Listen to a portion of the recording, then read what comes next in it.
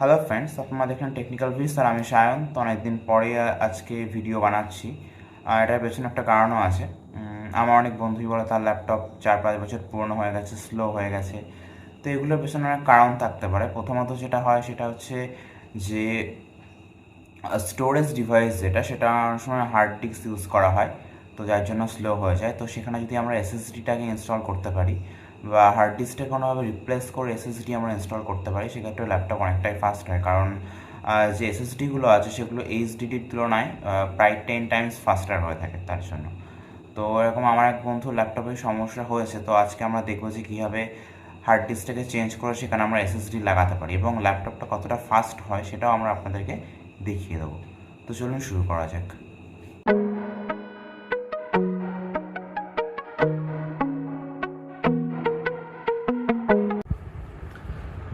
তো back প্যানেলটি open করার জন্য আমাদের ফার্স্ট যেটা করতে হবে সেটা হচ্ছে ব্যাটারি এখানে যখন লক করা আছে, তো লকটাকে ফার্স্টে আনলক করতে হবে। তারপর এই সাইডটাকে এরকম টেনে আপনাদের ব্যাটারিটাকে খুলতে হবে। ওকে, ব্যাটারিটা খোলার পরে যেটা ফার্স্ট করতে হবে, ডিভি ড্রাইভের যেটা আছে ডিভি ড্রাইভ স্ক্রুটাকে খুলতে হবে। দেন ডিভি ড্রাইভটাকে আমরা বার করব।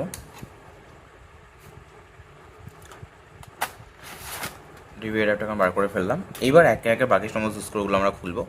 তার আগে একটা জিনিস দেখতে হবে, এখানে যে এই প্যাডগুলো দেখছেন রাবারের, এর নিচে কিন্তু একটা করে স্ক্রু রয়েছে। তো এইগুলো আগে খুলতে হবে।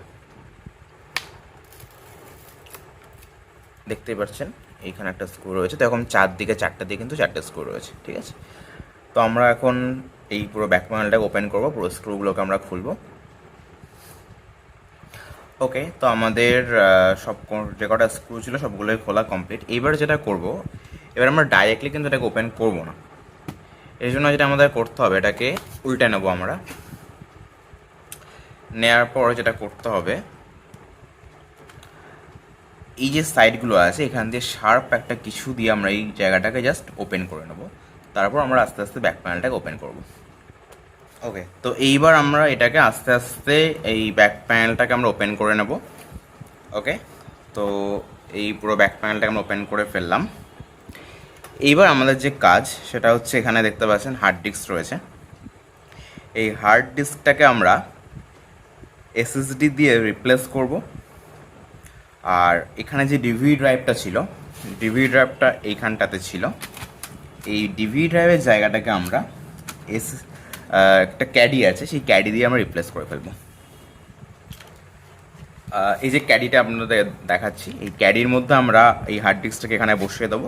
আর এই হার্ড ডিস্কের জায়গায় আমরা এই এসএসডিটাকে ইমপ্লিমেন্ট করে দেবো। তো ফার্স্ট আমাদের যে কাজ সেটা হচ্ছে, এই হার্ড ডিস্কটাকে এখান থেকে ওপেন করতে হবে। এখানে একটা স্ক্রু আছে, দেখতেই পাচ্ছেন এখানে একটা স্ক্রু আছে, এবং বাকি যে স্ক্রুগুলো আছে সেগুলো আমাদেরকে খুলে এটাকে জাস্ট ওপেন করতে হবে। দেন আমরা এখানে হার্ড ডিস্কটাকে বসিয়ে দেবো। তো জাস্ট আমাদেরকে এটাকে খুলতে হবে।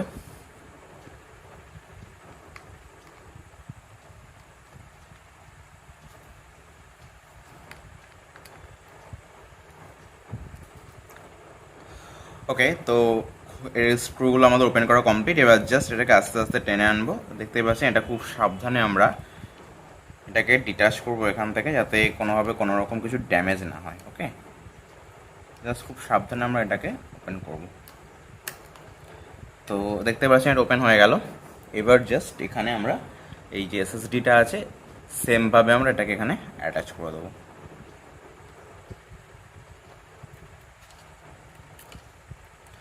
হয়ে গেল আমাদের কাজ। এইবার আমরা এটাকে জাস্ট সেমভাবে আগের জায়গায় যেরকম ছিল ওটাকে একইভাবে আমরা এখানে এই জায়গাটাকে বসিয়ে দেবো।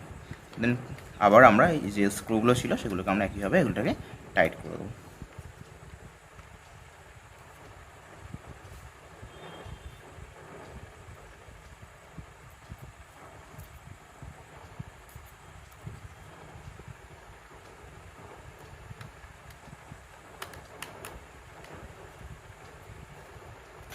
ওকে, তো দেখতে পাচ্ছেন এখানে এসএসডি লাগানোর কাজ কমপ্লিট। এবার যেটা করতে হবে, এই ক্যাডিটাকে রেডি করতে হবে। এটা হচ্ছে ক্যাডি, তো এটাকে, আর এটা ডিভি ড্রাইভ, তো ক্যাডিটাকে রেডি করতে হবে। তো ফার্স্ট আমরা কাজ করে নিয়েছি একটা, সেটা হচ্ছে এইখানে ক্লিপটা থাকে, তো এই ক্লিপটা বেসিক্যালি এই যে হার্ড ডিস্ক ড্রাইভ, সরি, এই যে ডিভিডি ড্রাইভটা দেখতে পাচ্ছেন এখানে থাকে। তো এখান থেকে খুলে আমরা ঠিক জায়গা মতো এখানে এই যে ক্লিপটা আছে এটাকে লাগিয়ে নেবো। সেকেন্ড যে কাজ সেটা হচ্ছে আমাদেরকে এই যে সাইডে যে কভারটা আছে এটাকে খুলতে হবে। দেন এটাকে আমরা ঠিক একইভাবে এই যে ক্যাডির যে বডিটা আছে এখানে আমরা অ্যাটাচ করে নেব। তো আমরা যেহেতু এখানে এইভাবে বসাবো ডিভিডি ড্রাইভটা, তার জন্য আমরা যে পজিশনটা হবে ঠিক সেমভাবে এটাকে অ্যাটাচ করে নেবো এটার সাথে। ওকে, দেন কমপ্লিট। এইবার আমাদের যে নেক্সট কাজ সেটা হচ্ছে এই যে হার্ড ডিস্কটা আপনারা দেখতে পাচ্ছেন, আমরা এটাকে এই যে এইখানটা আছে এখানটাতে আমরা এটাকে ইমপ্লিমেন্ট করে দেবো। খুব ভালোভাবে টাইট করে আমরা লাগিয়ে দেবো। এবং আপনারা যখন ক্যাডি কিনবেন দেখেন তার সাথে কটা স্ক্রু দিয়েছে।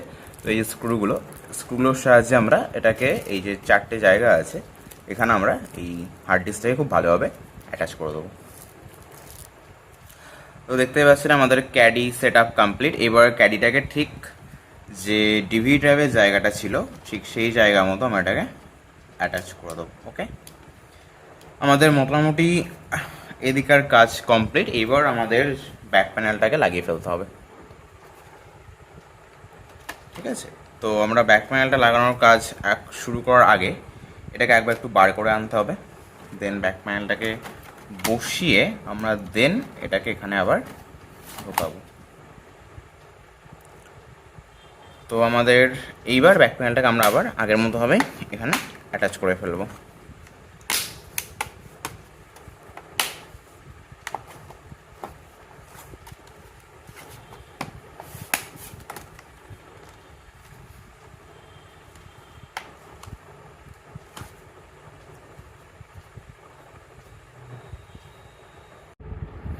ওকে, তো আমাদের ফার্স্ট কাজ হচ্ছে এই ডিভিডি ড্রাইভের যে স্ক্রুটা ছিল এটাকে লাগিয়ে ফেলতে হবে। দেন আমরা বাকি সমস্ত স্ক্রুগুলোকে আমরা আস্তে আস্তে সেট আপ করবো।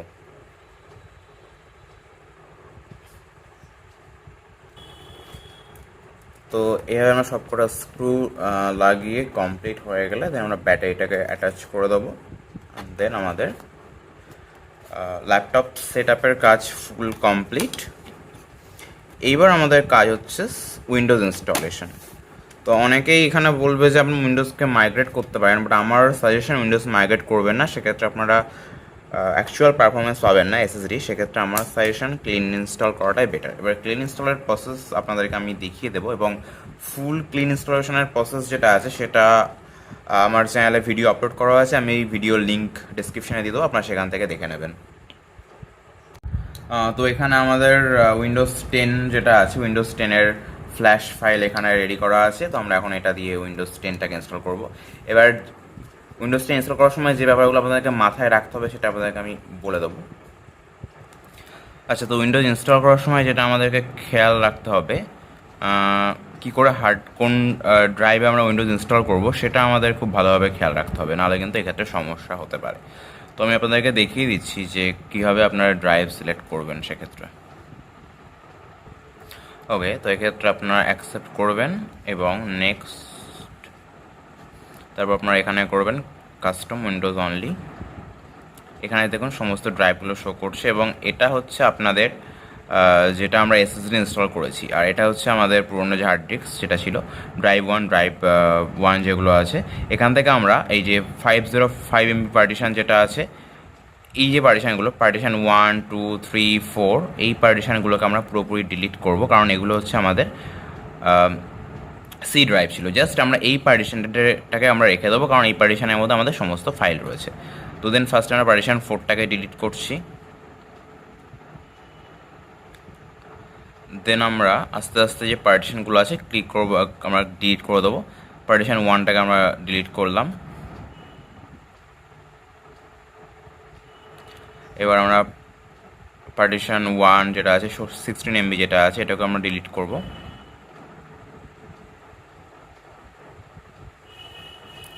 এবং 116 MB এটাকেও আমরা, এবার যা এই যে 99 GB যেটা আছে এটাকে আমরা ডিলিট করব, কারণ এটাই আমাদের উইন্ডোজের পুরনো যে সি ড্রাইভ সেটাই। হ্যাঁ, তো টোটাল 119 GB যেটা আছে এবং 100 GB একটা আছে এবং পার্টিশন 1 যেটা আছে, তো এই যেটা আছে এখানে আমরা এখান থেকে আমরা নিউ ভলিউম ক্রিয়েট করতে পারি। এটা আপনাদেরকে নিউ ভলিউম ক্রিয়েট হয়ে যাবে। বাট এটা কিন্তু আমরা খেয়াল রাখবেন, এটা কিন্তু আমাদের হার্ড ডিস্ক যেটা ছিল সেটাই কিন্তু এটা। আর উইন্ডোজ ইনস্টল আমরা করব হচ্ছে এখানে যে 119 জিবি যেটা আছে, এই 119 জিবি এটা আমাদের এসএসডি, এটা ড্রাইভ 0 হিসাবে শো করছে এটা। তো আপনারা কিন্তু এখানে সিলেকশন করার সময় ভালোভাবে খেয়াল রাখবেন যে কোনটা আপনাকে সিলেক্ট করছেন। যদি আমরা এখানে হার্ড ডিস্ক সিলেক্ট করেন সেক্ষেত্রে কিন্তু আপনাদের উইন্ডোজ আবার স্লো থেকে যাবে। তো আপনাদেরকে খেয়াল রাখতে হবে উইন্ডোজটি যেন এসএসডিতে ইনস্টল হয়। তো আমরা এই যে এসএসডি আছে এখানে এবার আমরা উইন্ডোজটাকে ইনস্টল করব। তো এখানে উইন্ডোজ ইনস্টলেশন শুরু হয়ে গেছে। উইন্ডোজ ইনস্টল করা কমপ্লিট হলে আমি আপনাদেরকে পুরোটাই দেখিয়ে দেবো। তো আমি আপনাদেরকে ল্যাপটপটা অন করে দেখাচ্ছি, এটা কত দ্রুত অন হয়, আপনারা দেখে নিন এটা।